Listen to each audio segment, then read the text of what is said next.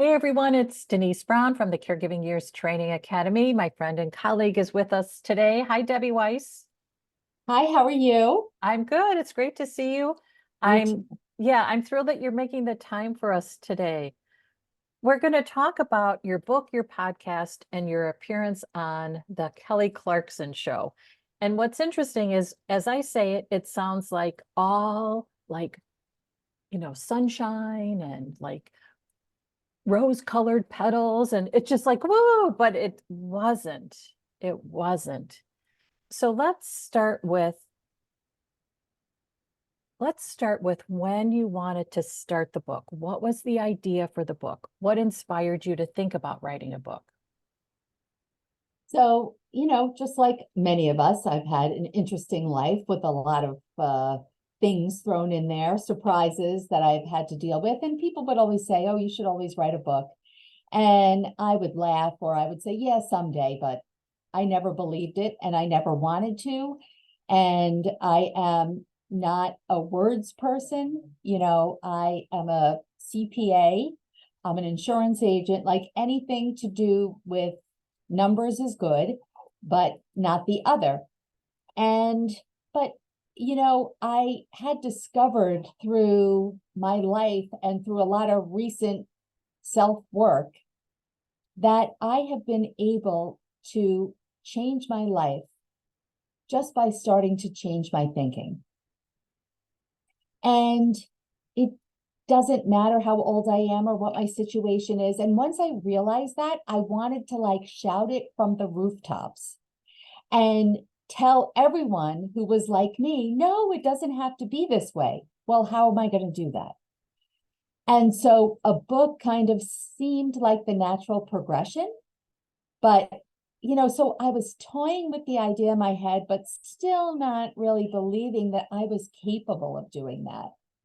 And one day I was listening to a podcast that I don't actually listen to on a regular basis. And the woman had a guest, and this woman helped first-time authors get their stories out there.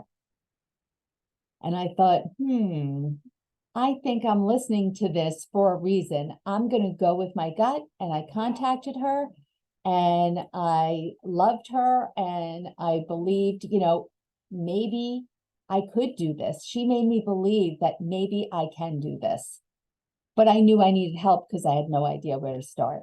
And so she was just launching a 12-week course for first-time authors to help them get their stories out there. So that's how it all started. But that wasn't the only thing that was happening in your life. No. So So, your husband is diagnosed. yep. So my husband was diagnosed with terminal blood cancer out of the blue, even though he had been physically and mentally ill for several years. It was nothing that was terminal or anything, and when the diagnosis came, we were just so like, it was incredulous. Does this relate to any of his other things? Nope. It was like, this is something else. This has, it was just hard to believe.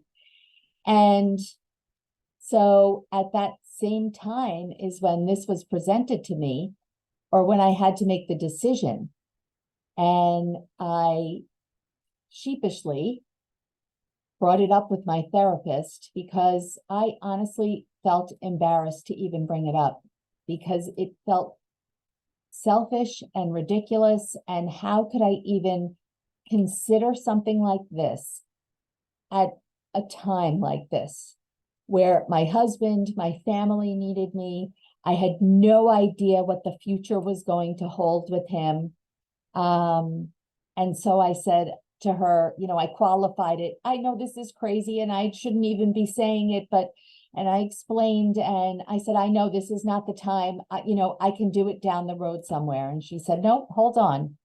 This is the time, because you're going to need something just for yourself, separate from what is going on. She said, and I said, well, what if I can't make the sessions because I'm, at a doctor or a hospital, or I don't do the homework, or who cares? Let that go. which was hard. It was hard because, like many of us, I have that little perfectionist syndrome. And, I had all the excuses lined up in my head, and she wouldn't allow me to give into those. Hey, what a great therapist. So you're starting off writing a book, caring for your husband who has a terminal diagnosis. And we know that both require attention, both require focus, both require reserves of energy, because both can be exhausting. I'm curious, how did you figure out your pace for the book and for caregiving? It's so interesting because, one, I didn't know what I was doing with the writing, right? So it was a super big challenge for me.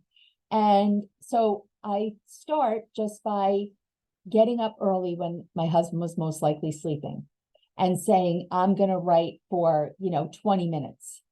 And of course, that was a struggle because I didn't know what to do. And I would look at the clock and only 3 minutes passed. And I thought, oh my gosh, I still have 17 minutes. What am I going to do?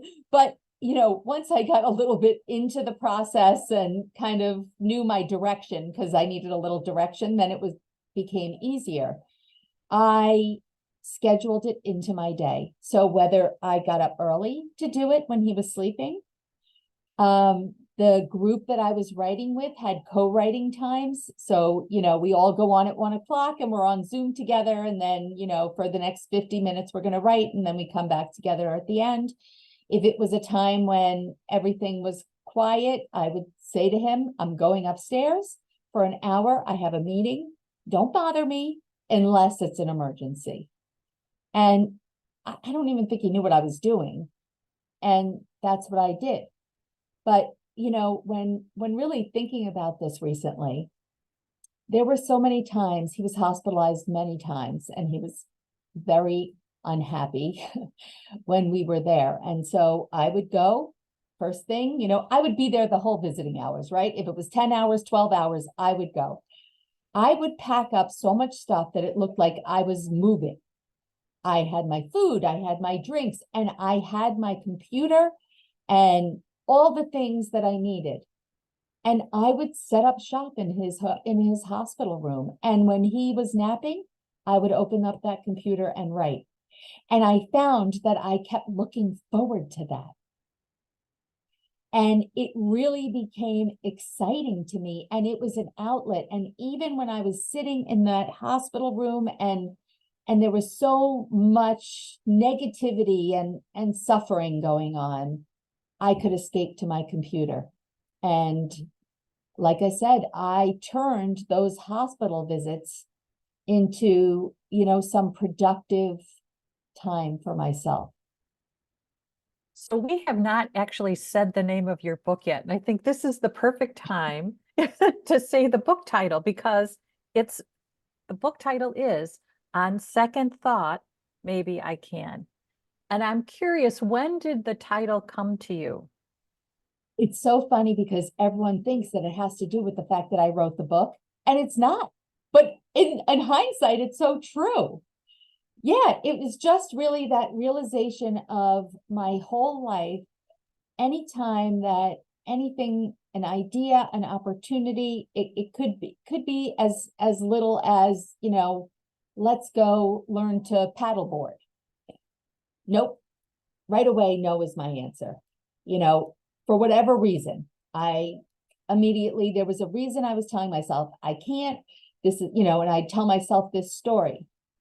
But the minute that I paused and thought for a second after the I can't and said, wait a second, why can't I? Well, maybe I can. I never stopped to look at the maybe I can. It was just that protection mode of, right, I don't want to fail. I don't want to look like an idiot. I don't want to, it's just safer if I don't try something new. But when we pause and we think, well, wait a minute, let's really think about this. Why can't I do this? So that's where it came from. So you've committed to writing the book. How long did it take you to actually finish it? So I started in the beginning of September. My husband passed away on December 30th. I was about 3 chapters shy of finishing.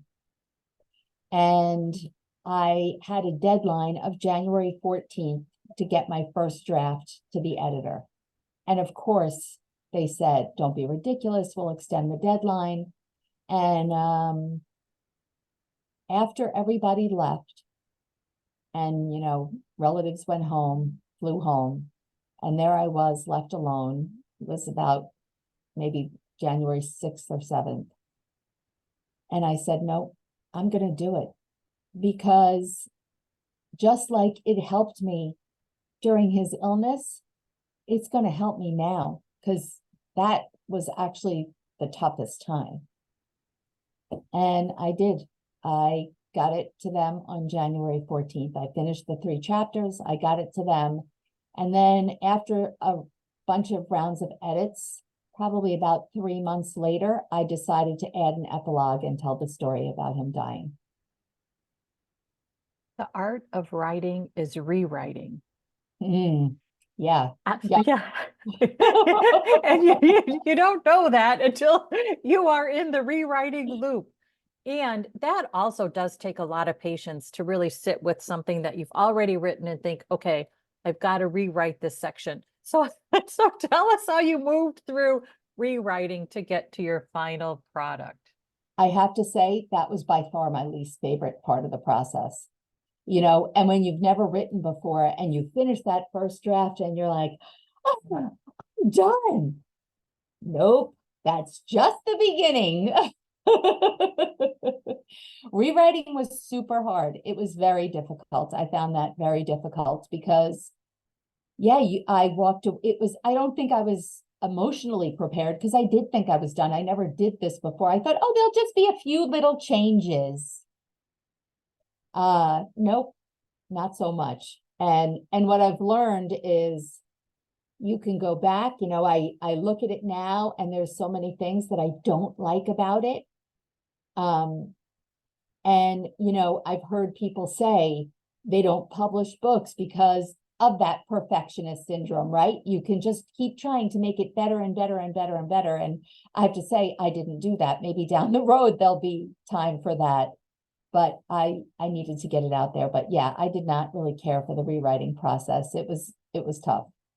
It is tough. It is tough. And you feel like you're going to jump out of your skin because Yeah. it just takes so much from you to actually sit through and rewrite.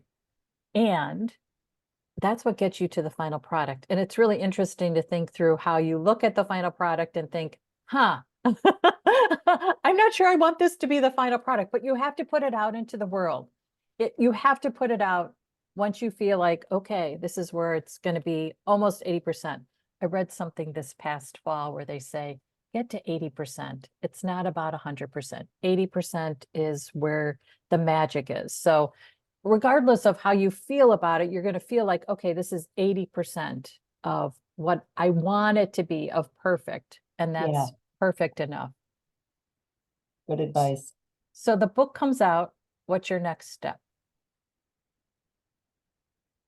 Well, the book comes out. I decided that, so that was August 9th. And I decided that I, myself, and I have 2 sons, needed something to celebrate. And so I threw myself a book launch party.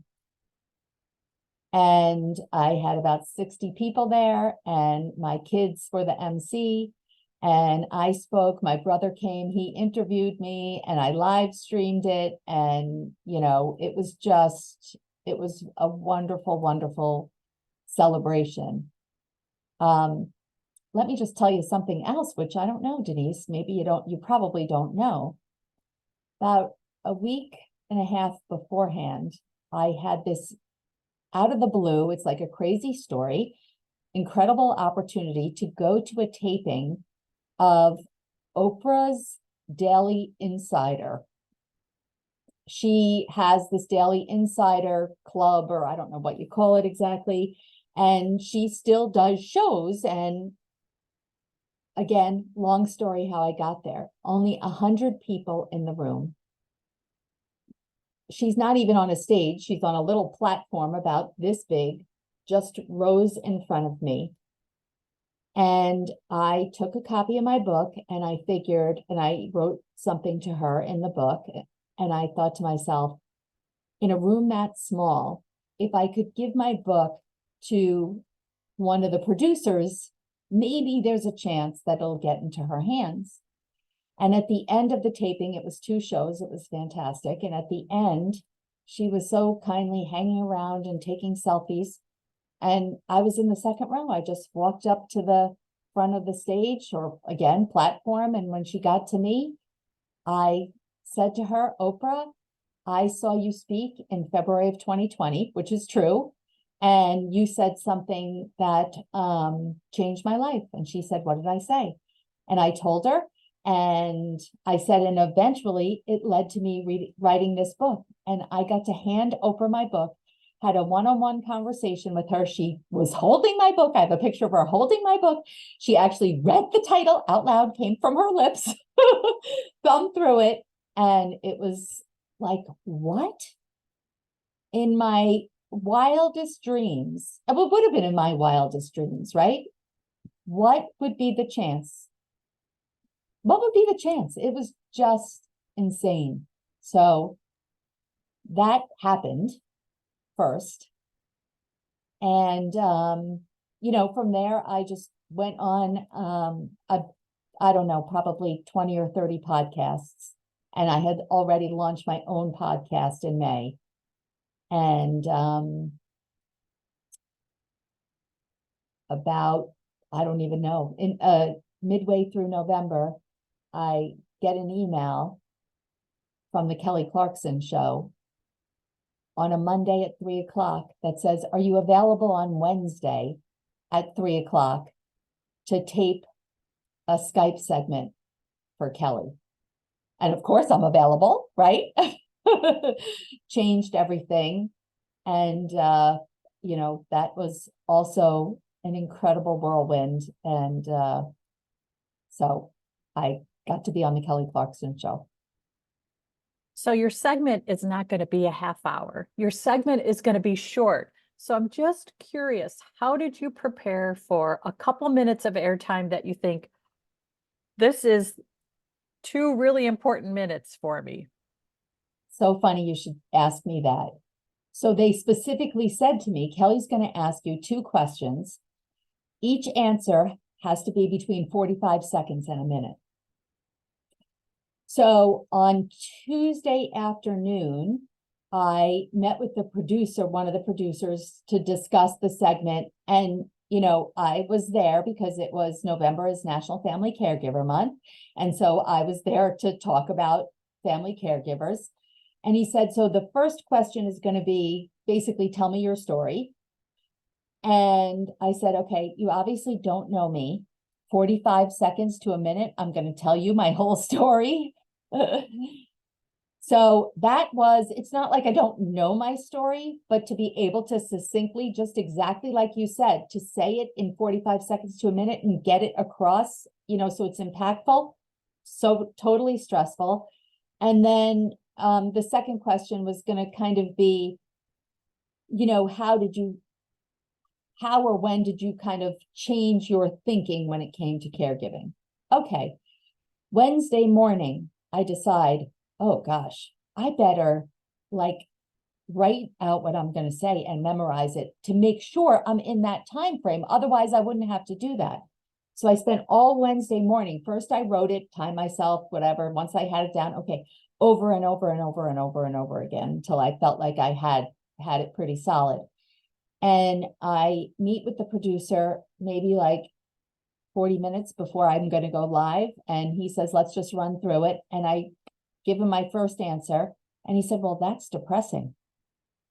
I said, well, what do you want? That's my life. And he said, well, look, if it was it's so funny because I don't think like a TV producer. Why would I? He said, if it were a 6 or 7 minute segment, that would be absolutely fine. He said, but you don't want to bring the audience so down that they're in a bad place. And I said, well, the second question, then I elevate them. No, cut out this and, get to this part. Okay, now I have 45 minutes. I've completely memorized this answer, right? And then we go through the second one. He told me to change one thing. It wasn't that major. Okay, great. So they bring you on behind the scenes so you can see the show being taped, right? And I can hear like if Kelly makes a mistake or somebody, and it's funny and it's fun. And the segment before me was a guy who was, well, it doesn't matter. The segment before me made me emotional. And I'm thinking, stop watching this, stop watching this. Now I have like tears in my eyes. I've already tried to rewrite something and think of, try and rememorize it. And specifically, he said, don't put any notes near you, nothing anywhere. And obviously make sure you're always looking in the camera so that it looks like you're looking at Kelly. But it's so difficult for any of you, and not any of you, all of us have been on Zoom, right? Whether it's for personal or business, it's awkward. I'm not looking at you shaking your head, Denise. I'm looking out of the corner of my eye, but I desperately want to make eye contact with you. So that was hard. So it starts, Kelly asks me, tell me your story. And then instead of her saying whatever he said the next question was, she says, so is that why you wrote your book? Which, not really. I mean, I guess it's part of it, but I don't think of it that way. And in my mind, you can imagine what I'm thinking, things that I don't want to say out loud right now. I don't know. I don't even know what I answered to that question. And it was short. And then she asked me a follow-up question where I was able to kind of incorporate what I had already considered to be the second answer. So, and in the middle of the whole thing, she said a curse word or something, and they had but it was funny what she said to me. She was just super down to earth, and it was a quick, crazy, exciting, mind-blowing experience. It's really interesting when you think it was 48 hours of preparation. You were still preparing for it when you were sleeping. In your mind, it was still doing the work for you. And it's really just a couple minutes of airtime, which is a lot of pressure. Oh, yeah.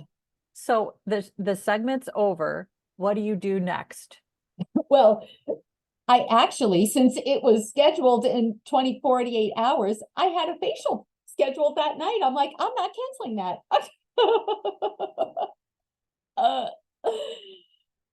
So after it was over, I thought to myself, and let me just tell you, I had kind of the way that they heard about me was through the woman who helped me write the book. Had a specific connection that she didn't have when I first met her, and it just kind of all happened that way. I felt like I didn't know what I said. It was one of those out-of-body experiences where I think, did I mess up? Am I going to sound dumb? And I wouldn't know. It wasn't going to air for 2 weeks. So I wouldn't know for 2 weeks, what the story was. So it was hard. So I had to kind of put it a little bit in a different place and understand what was I legally allowed to say on social media or say to people about me being on the show in advance. It was kind of like with Oprah, we weren't allowed to say anything until those shows aired. So by the time I was able to let people know that I gave my book to Oprah, it was like 3 months later. So it's hard sitting with that secret, where you want to burst and share it with the world because it was so exciting. So yeah, I just tried to, go back to regular life until that day when it aired. And you had 2 weeks really to prepare how you were going to share this news. So what did you do to prepare on social media, website, colleagues, friends for your announcement? I'm on the Kelly Clarkson Show. That's awesome. So at the time, I was slowly in the process of putting together some offers. the main thing was a group coaching program, and I really wasn't prepared to launch it, but I made myself prepared in that 2 weeks. So it was a lot of that kind of work. Also, coincidentally, the show was airing November 28th. I had already scheduled a masterclass for November 29th. So I did have to get all of that behind the scenes, and it was a lot. And I do pay someone to do my website, but it was a lot to make sure that that was all up and running by November 28th. So that was really what I was doing behind the scenes to prepare. As far as social media, it was going to be, I was able to say beforehand that I am going to be on the show. So I did, do some reels and put that out there and talk about it specifically that day. And then the thing I have to tell you that was, I don't know why I didn't expect. They sent me a schedule. It's the show is syndicated. It airs at different times at different places. And so here, where I am in New Jersey, it was airing at 3:00. And, my mom lives in Florida. It was going to air at 5:00. So I didn't think to myself, it's going to air earlier at other places. I don't know why. And so I was, couldn't wait for 3:00. And then all of a sudden I start getting some messages from people, how inspiring it was and telling me their story. And I'm like, how do they know? And then I realized, well, they've already seen it. And those first few messages just made me very emotional that those people felt seen by listening to my story.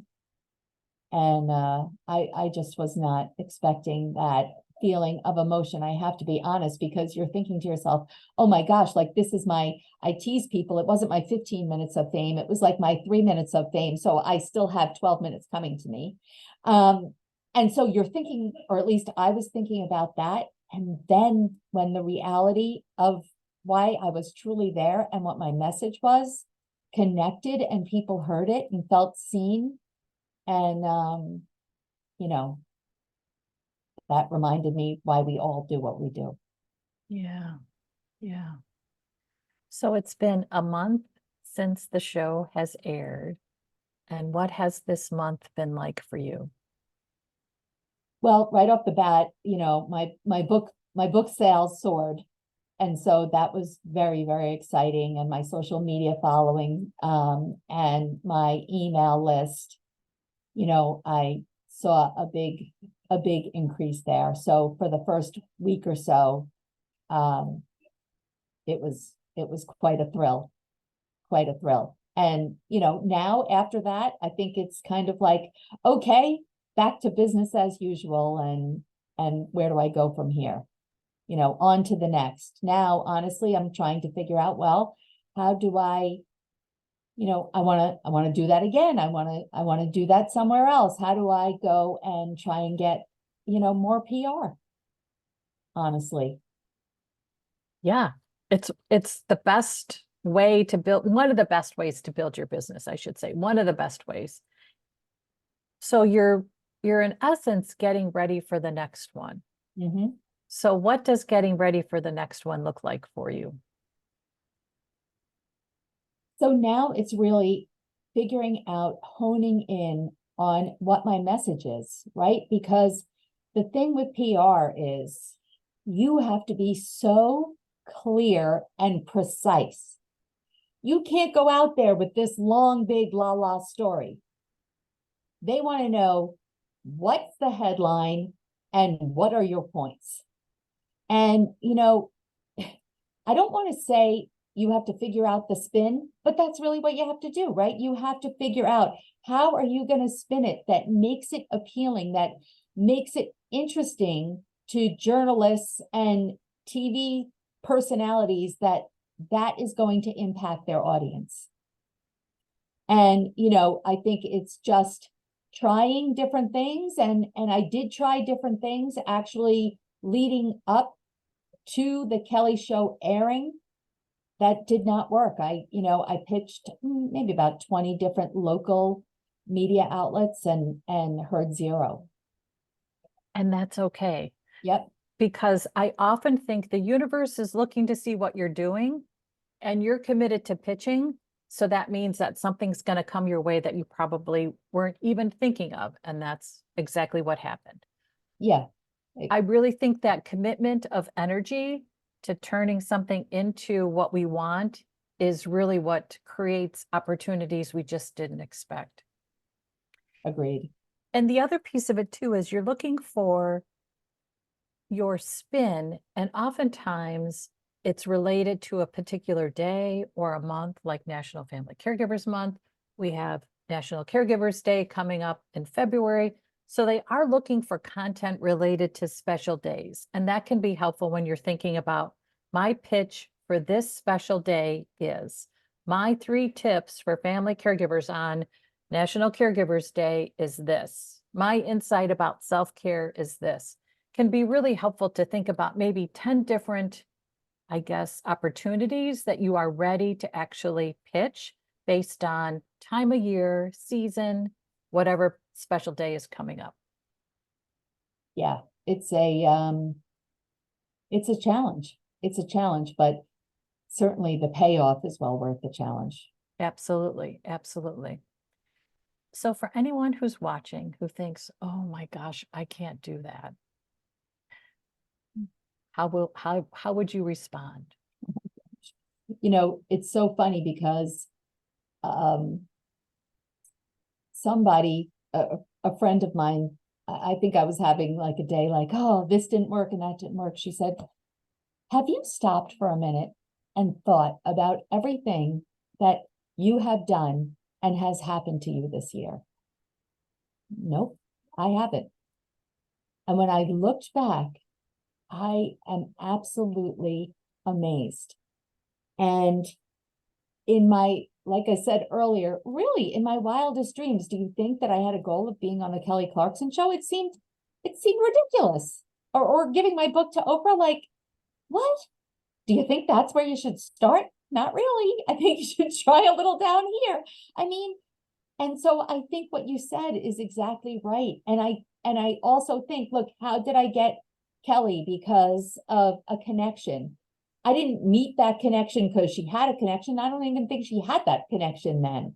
It's just continuing to make connections and continuing to build those relationships and the whole network. You just never know. You just have to keep putting yourself out there. And I agree with you 1,000%. It's that energy and, all of what I was putting out. And I am going to continue to do and do the right things and keep trying and believe, because I do 1,000% believe that that was not the only time that, I will be successful with pitching.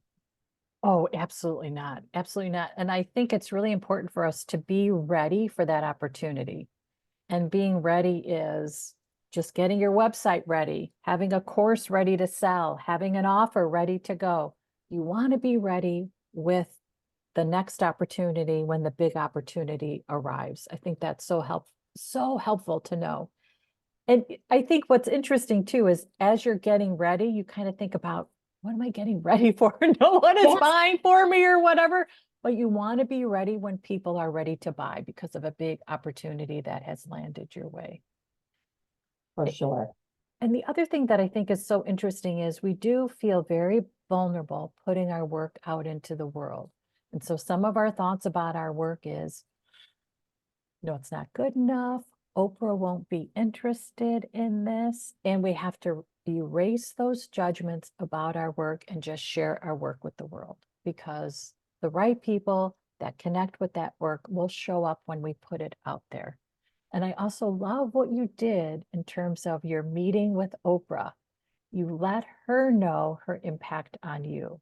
You weren't just saying, Oprah, please pick my book for your book club. You were saying, thank you for your work in the world because it helped me create my work in the world.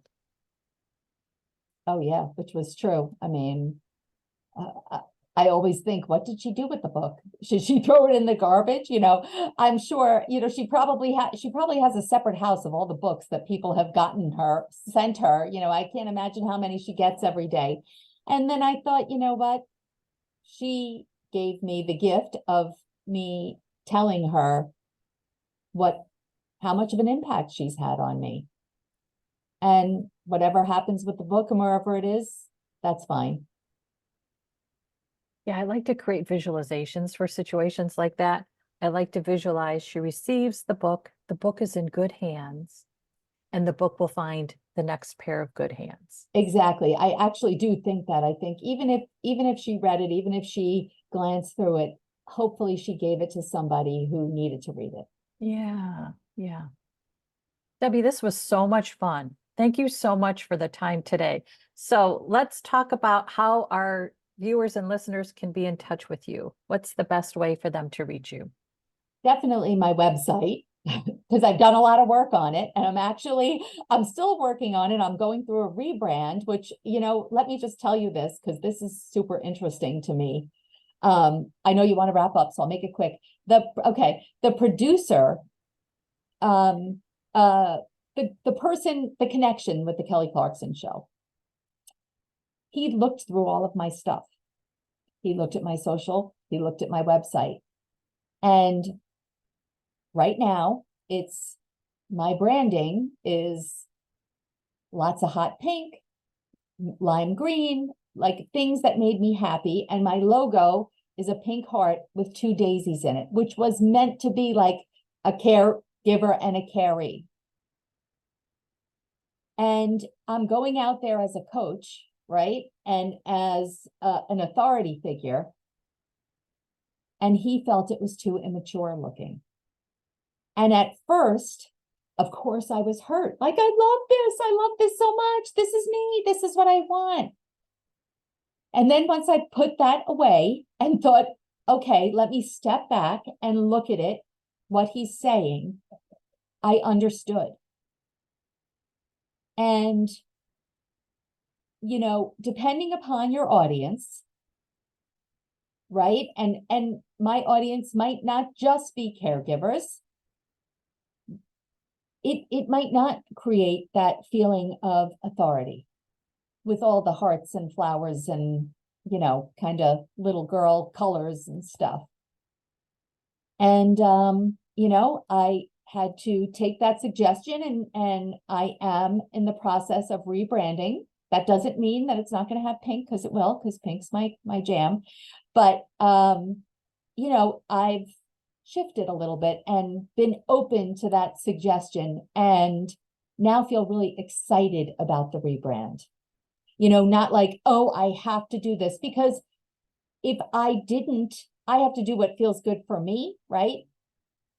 But I understood where that was coming from and could step back and see it and, get excited about the change. Something that's hard about that is that's unsolicited advice. That's hard. It's different when you go out and ask someone, I'm going to hire you to help me with my brand. What do you think? That's a very different ability to receive what they say back. When it's unsolicited, that is very almost shocking to hear that. So you received it, you let it marinate, and then you decided, okay, I see some things that I can do.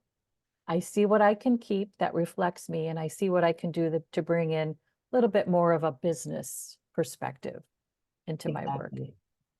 Exactly. And like I said, it was, my first reaction is, well, who do you think you are? Like, exactly. Right? Yes. I don't care what you say. Just Yes. because you're a TV guy doesn't mean that I shouldn't have something that I love that reflects me. But, there's other, actually my book person said, that brand is one part of you. That's not the whole you. And I thought, she's right. She is right. And it only depicts that one part. And if I want to show all of me, then it makes sense that I need to take another look. when we put our work out into the world, we get feedback. Sometimes it's the feedback that we didn't ask for and didn't expect. And that does take some resilience. And it's also ours to figure out, what do we do with this? Exactly. Yeah. Okay, so tell us what your website address Oh, yeah, is. right. Well, depending upon how you land on it, it could be the old brand, but if there's no hearts and flowers, it's the new brand. It's DebbieRWeiss.com. So the R is important. And there you can find it all. That's the best way. Okay, excellent. And I'll also post the clip to the Kelly Clarkson Show below our video. Debbie, this was fun. Thank you so much. Oh, thank you so much for having me. I loved every second of it. Thanks everybody so much for watching and listening, and be sure to reach out to Debbie. Thanks everyone. Bye-bye.